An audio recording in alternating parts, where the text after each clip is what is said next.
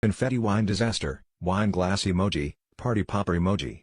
So last weekend, my buddy Mike decided to try his hand at homemade winemaking. He had done his research, bought a couple of grape juice jugs, and procured a packet of yeast to start the fermentation. Naturally, he invited a few of us over to witness what he confidently called the birth of a new vintage.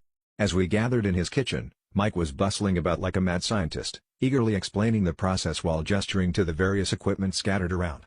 It all seemed pretty straightforward, until he paused and asked, "Hey, has anyone seen my yeast packet?" We all shrugged and continued chatting, assuming it would turn up.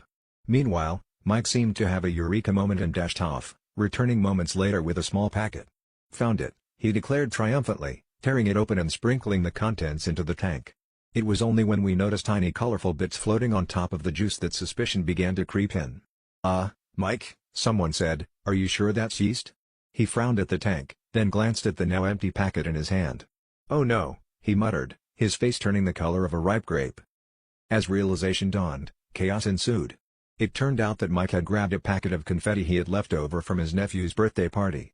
The so-called yeast was spreading like a festive explosion through the juice, a kaleidoscope of reds, blues, and greens swirling around.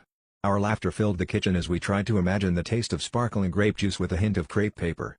Mike, ever the optimist, attempted to salvage the situation by stirring the concoction and insisting it added character to his creation.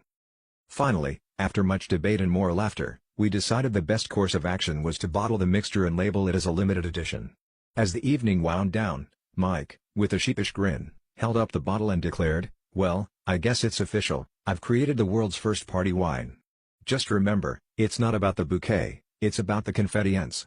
And with that, Mike's accidental masterpiece became the stuff of legend among our friends.